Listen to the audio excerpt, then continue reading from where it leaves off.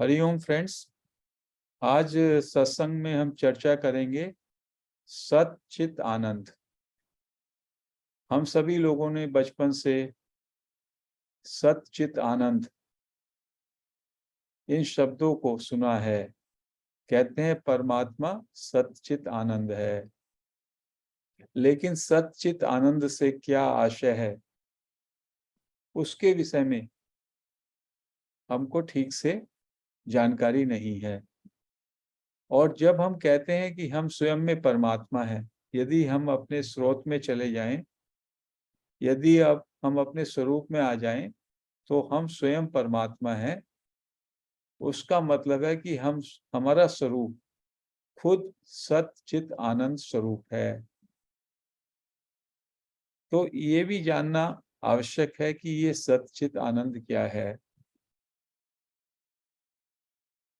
जो हमारी आध्यात्मिक यात्रा होती है, स्पिरिचुअल जर्नी, उसमें हम बहिर्मुखता से अंतर्मुखता की ओर जाते हैं।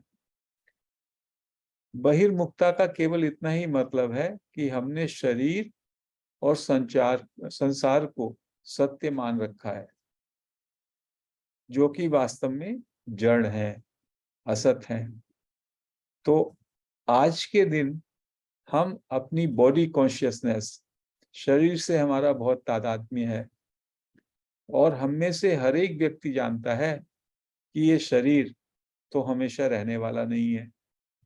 और चूंकि मैं अपने को शरीर मानता हूं, तो शरीर कभी छूटेगा, तो उसके छूटने का दुख या मृत्यु का डर वो हर एक व्यक्ति में अंदर घर कर गया है। कोई भी व्यक्ति मरना नहीं चाहता, और सत्य यह है कि हम अमर हैं। लेकिन चूंकि हमने नाता शरीर से जोड़ लिया है, और शरीर की एक एक्सपायरी डेट है। बस इतना ही फर्क है कि आप मेडिकल शॉप पे जाते हैं, कुछ खाने पीने की चीज लेने, उसमें एक्सपायरी डेट लिखी होती है। इस शरीर पे एक्सपायरी डेट लिखी हुई नहीं है कि 2024, 2025, कभी भी एक्सपायरी डेट आ सकती है। उसमें डेट, भगवान ने जब ये शरीर बनाया उस पे एक्सपायरी डेट डाली नहीं, जैसा कि मैन्युफैक्चरिंग में तमाम वस्तुओं पे संसार की पड़ी होती है। उतना फर्क है। और इसीलिए हम जो व्यवहारिक भाषा बोलते हैं, कैसे हैं आप, कैसा है स्वास्थ्य, उसमें भी जीने की बात करते हैं। Nobody will ask when are you dying, will somebody ask कब आप मर रहे हो। उससे वो बोलना ही बंद कर देगा। आप अपने फ्रेंड से कह के देखिए, अपने रिलेशन से, अरे कितना टाइम हो गया, आप कब मर रहे हो, when are you going, let us know, I want to meet you before you go, before you finally depart. तो कब आ जाऊं मैं मिलने आपसे, ऐसा कहते नहीं है। और वो भी जानता है वो भी मरने वाला है। जो भी, अब हम 65-70 में है, कभी भी कोई जा सकता है। इसका तो एक्सपायरी डेट भी नहीं है। दवाई का तो ये मालूम है कि वो जो है 2 साल 4 साल तक उसका है जीवन।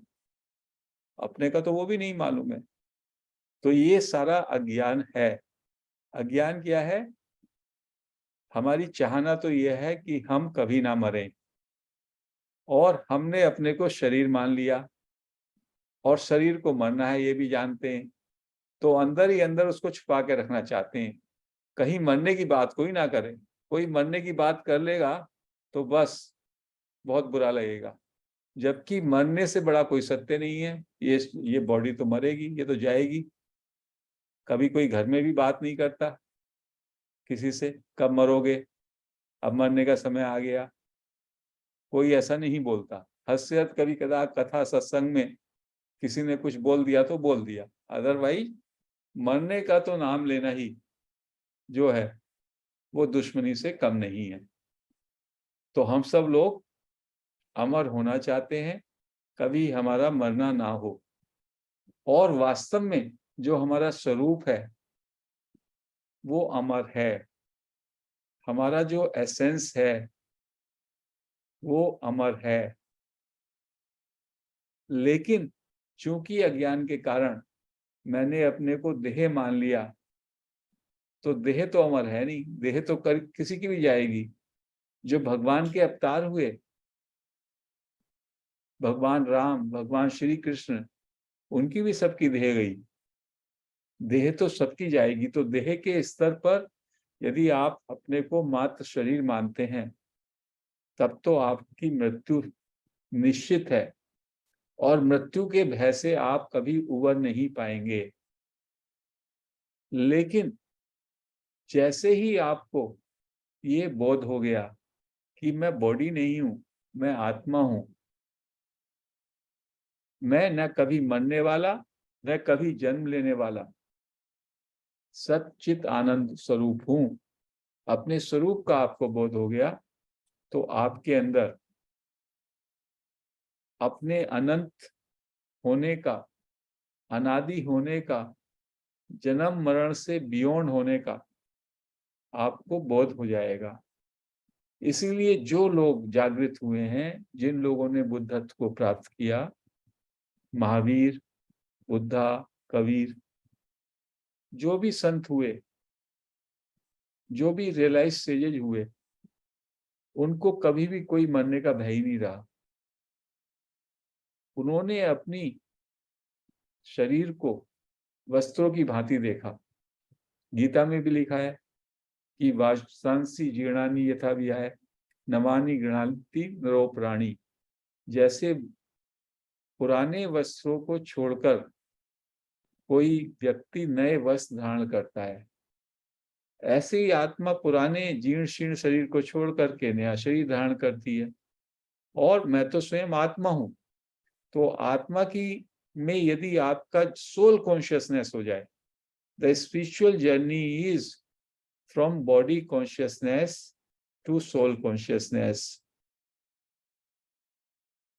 बहिर्मुखता से अंतर्मुखी बने, और अंतर्मुखी से भी वीतरागता या समता में आ जाएं, जिसमें जन्म मृत्यु एक बराबर, सुख दुख एक बराबर, अनुकूल प्रतिकूल एक बराबर। तो दुखों का जो कारण है वो यही अज्ञान है कि हमें अपने स्वरूप का बोध नहीं। What I am, I consider my self a body, मैं अपने को शरीर मानता हूं। और जब भी कोई मेरा परिचय मांगना चाहता है तो बोलता हूं मेरा ये नाम है, ये मेरा पिता माता का नाम है, ये मेरा गांव है, ये मेरी शिक्षा है,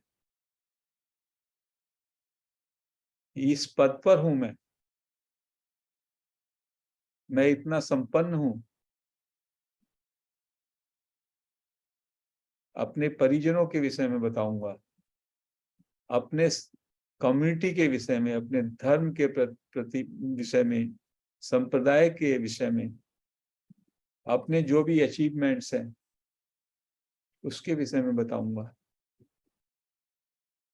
ये जितना भी मैं बता रहा हूं, ये किसके लिए, क्या बता रहा हूं, किसका परिचय दे रहा हूं मैं ये परिचय दे रहा हूं अपने शरीर का। और ये शरीर तो जाने वाला है,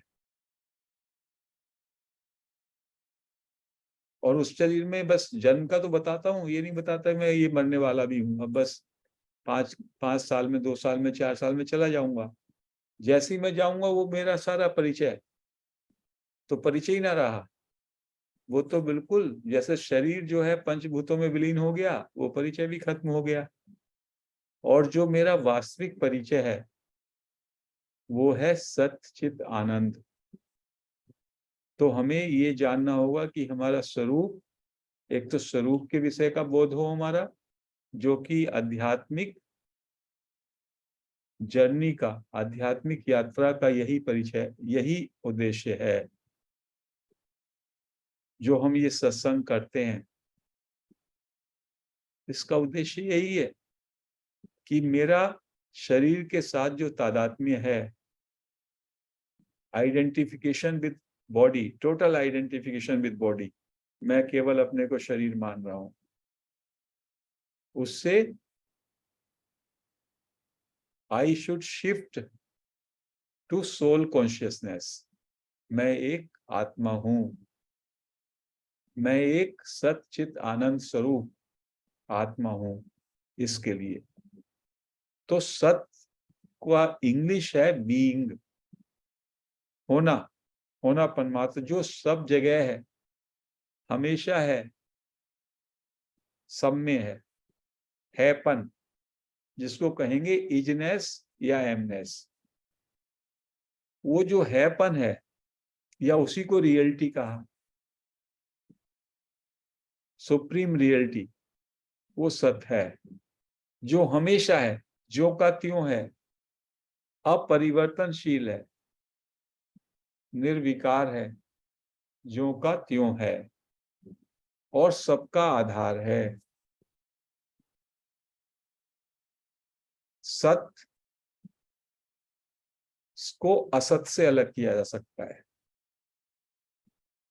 शरीर असत है, संसार असत है, और आत्मा और परमात्मा सत है। और जो सत है वही चित है। चित का मतलब है कॉन्शियसनेस, सत का मतलब बीइंग, होनापन मात्र, हैपन मात्र, और एग्जिस्टेंस, सेंस ऑफ एग्जिस्टेंस। और चित का मतलब है कॉन्शियसनेस या अवेयरनेस या नोइंगनेस, चेतन जो होता है, होनेपन में उसकी अवेयरनेस भी होती है। वो कहने के लिए दो अलग अलग हैं, सत और चित।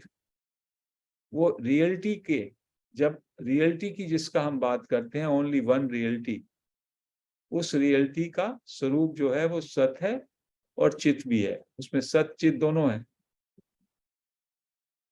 और जहां पर सत है और उसकी नॉलेज या उसकी कॉन्शियसनेस जहां पर है, वहां पर खुद ब खुद ही आनंद होता है, ब्लिसफुलनेस होती है। तो सत चित आनंद देखने में ये तीन अलग अलग लगते हैं, तीन एट्रीब्यूट हैं, बट वो तीनों एक साथ इंटीग्रेटेड हैं रियलिटी में, जो वास्तविकता है, ओनली वन रियलिटी, जो सबका आधार है, substratum for everything and illumination for everything, like a cinema screen.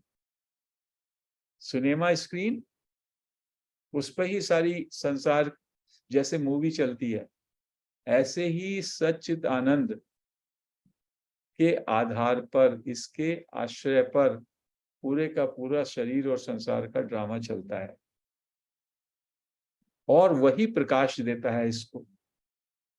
उसी के प्रकाश में वो ड्रामा चलता है। तो उस वास्तविकता का नाम परमात्मा भी है, आत्मा भी उसी को कहेंगे, और स्वरूप भी उसी को कहेंगे कि हमारा स्वरूप आत्मा का स्वरूप है हमारा। परमात्मा में वो और विस्तार हो जाता है उसका। सेंस ऑफ इंडिविजुअलिटी थोड़ा सा सीकर में रहेगा, सीकिंग में रहेगा। जैसे कि जब नदी बढ़ती बढ़ती बढ़ती बढ़ती जब समुद्र में प्रवेश कर जाती है, तो उसका अस्तित्व बिल्कुल खत्म हो जाता है। और जब तक उसका मिलन ही हो रहा है, तब तक भी उसका थोड़ा सा सेंस ऑफ इंडिविजुअलिटी रहता है। तो इसीलिए एक द्वैत के, अद्वैत के अलावा एक विशिष्टाद्वैत रामानुज जी का था। उसमें उन्होंने कहा थोड़ी सी इंडिविजुअलिटी रहनी चाहिए। उनको लोभ रहा, नहीं तो क्या काम करते हैं ज्ञान मार्ग में हम, ईगो से शुरू करते हैं। ईगो खूब मेहनत करती है, ईगो खूब एफर्ट्स करती है, अपनी जांच करती है, अपनी जांच करती है, और फिर ईगो का समाप्ति हो जाती है। तो ego makes all the efforts to kill itself, and then only स्वरूप रिमेन्स, एटर्नल आई रिमेन्स। तो ईगो की जो यात्रा है सेल्फ इंक्वायरी की, सेल्फ इंक्वायरी की यात्रा में ईगो ही वो इंक्वायरी कर रही है। आई जो है, ये ईगोइक आई जो है, ये आई को जांच कर रहा है, आई पे स्थिर है, आई की जांच कर रहा है, जिससे आई धीमे धीमे डिसॉल्व होगा और ये पूरी तरह से विलय हो जाएगा सोर्स में। It will merge into source. मतलब जब मैंने इंक्वायरी शुरू की तो मेरे अंदर बॉडी कॉन्शियसनेस है, मेरे अंदर सेंस ऑफ सेपरेशन है, और धीमे धीमे जब मैंने इंक्वायरी किया, आई पे स्थिर रहा, धीमे धीमे वो सेंस ऑफ सेपरेशन, मेरा सेंस ऑफ इंडिविजुअलिटी डिसॉल्व हो रहा है, और वो पूरी तरीके से डिसॉल्व होकर के खत्म हो गया। जैसे कि रामकृष्ण परमहंस कहते हैं, सॉल्ट की डॉल, सॉल्ट की गुड़िया है और वो पानी में उसको डाल दो, समुद्र के पानी में गई, समुद्र के साथ उसमें वो मिल गई, वो बची नहीं। तो ये ईगो, जिससे हम मैं करके इससे इतना प्रयास कर रहे हैं, तो कुछ सीकर्स के मन में रहता है, अरे ये तो मैं, इसका मतलब है तो कौन एंजॉय करेगा, कौन एनलाइटेंड होगा, कौन अवेकेंड होगा? जो होने वाली ये ईगो है तो खुद ही खत्म हो गई। Only the God remains, only your स्वरूप रिमेन्स, सच्चित आनंद। रिवर की जो अलग से इंडिविजुअलिटी थी, जब वो विलय हो गई सागर में, तो रिवर कहाँ रही?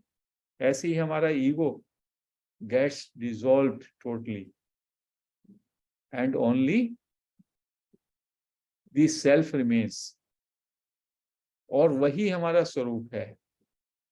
तो इनफैक्ट थ्रू सेल्फ इंक्वायरी और किसी भी एक साधना के जरिए हम अपने इल्यूजरी करेक्टर जो है अहंकार का, उसके उस इल्यूजरी करेक्टर के विषय में बोध होता है, और हमें मालूम पड़ता है हम तो स्वयं परमात्मा है।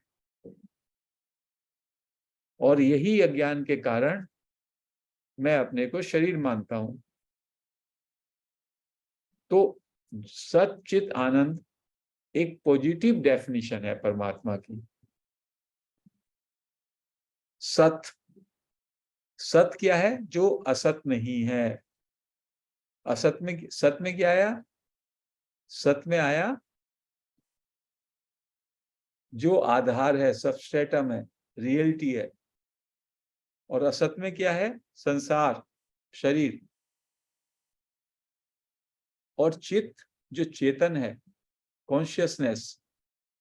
और इसके विरोध का दूसरा क्या है? जड़। चेतन का अपोजिट है जड़। और आनंद, आनंद का अपोजिट क्या है? वेदना या दुख। तो ये भी कह सकते हैं निषेधात्मक तरीके से कि जो हमारा स्वरूप है उसमें असत नहीं है, उसमें जड़ता नहीं है, उसमें दुख नहीं है। हमारा स्वरूप सच्चित आनंद है। उस तरह से भी निषेधात्मक तरीके से कह सकते हैं, इसको पॉजिटिव तरीके से कहा। और ये केवल एक रियलिटी, एक परमात्मा, ओनली वन रियलिटी, जो सबका सबस्ट्रेटम है और सबका इल्यूमिनेटर है, सबका आश्रय, सबका प्रकाशक, वन रियलिटी। सो हमारा शरीर, ये संसार, it is a apparent reality, it is a relative reality, but the ultimate reality, ultimate truth is only सच्चित आनंद।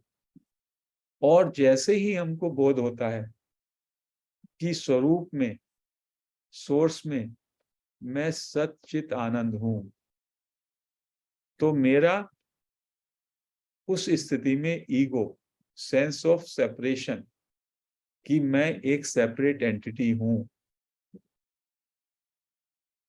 शरीर मन बुद्धि अलग एंटिटी हूं, वो खत्म हो जाता है। तो मेरा शरीर से संबंध विच्छेद हो जाता है। जड़ता खत्म हो जाती है। असत से, जड़ से, दुख से। दुख किसके कारण है? मैं अपने को शरीर मानता हूं। शरीर तो हमेशा स्वस्थ नहीं रहेगा, शरीर हमेशा निरोगी नहीं रहेगा, शरीर हमेशा स्वस्थ नहीं रहेगा, शरीर बूढ़ा भी होगा, शरीर का एक्सपायरी डेट भी है।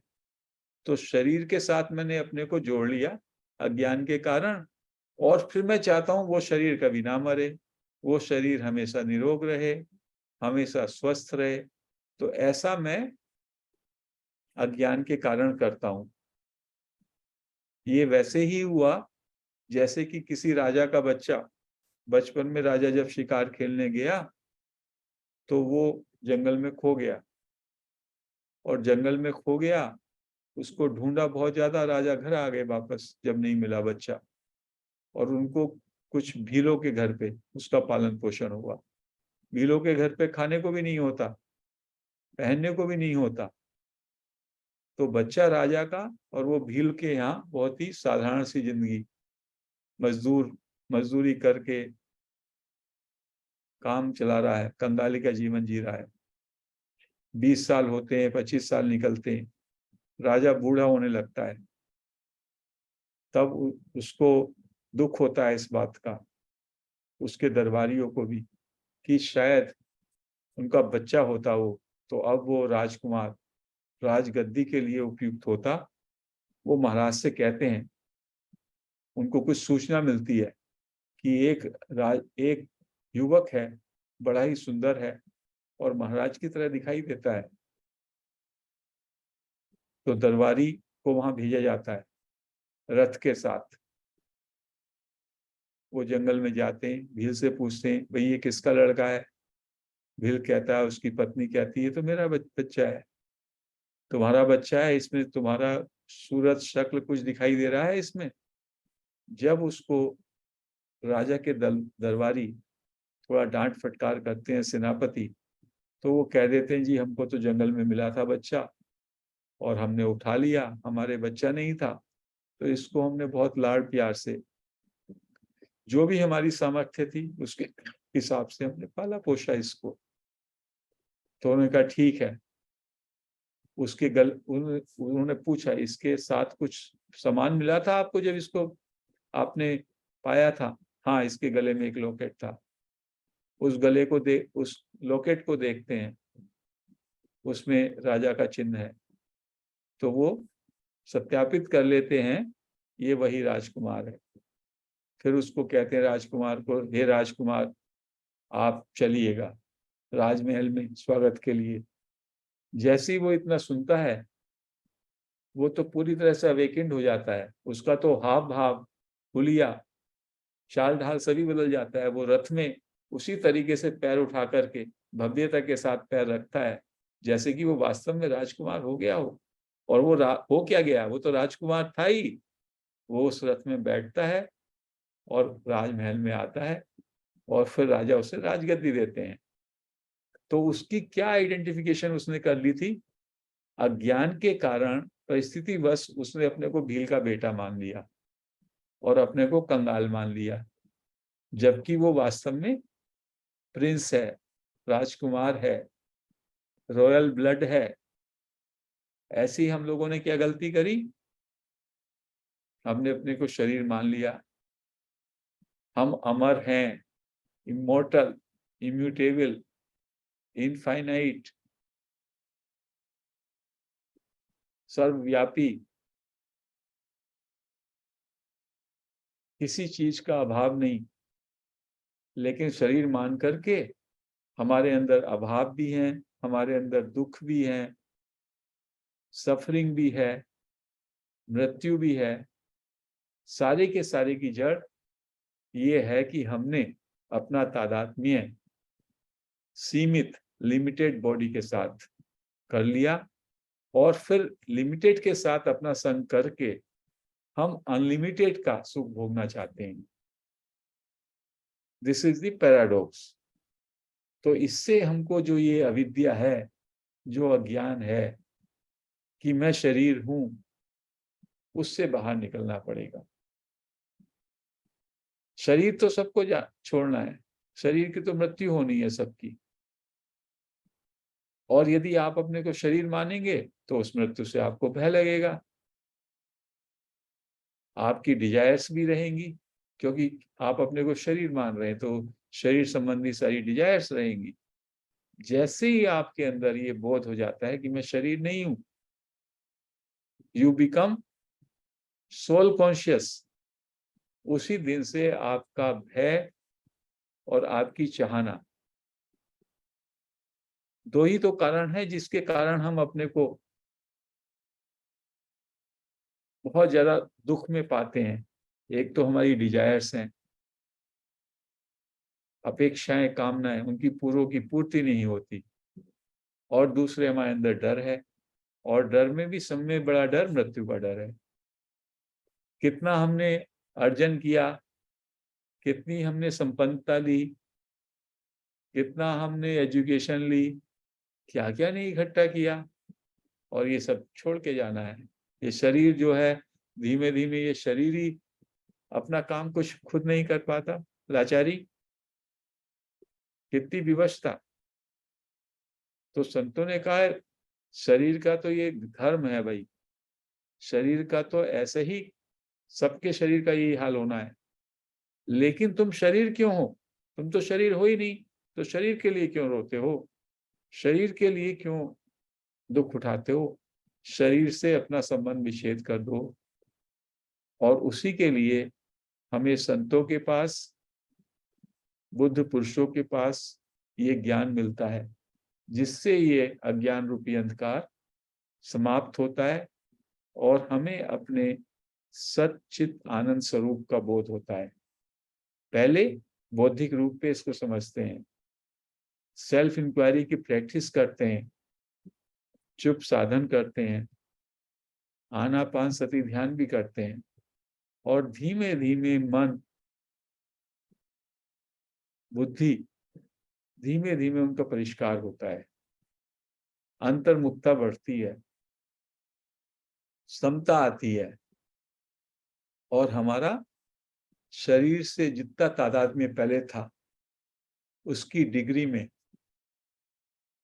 उसकी परसेंटेज में कमी आती है। पहले, अभी तो हम केवल शरीर को भी स्थूल शरीर ही मानते हैं। केवल हमें जो ये हाड़ मांस का शरीर है, चेहरा, और इसी की बनावट सजावट में लगे रहते हैं। ये शरीर तो एक लाश है केवल। शरीर तो मन का गुलाम है। मन यदि अभी कहे आपसे, अरे बाजार जाना है, तो शरीर को जाना पड़ेगा।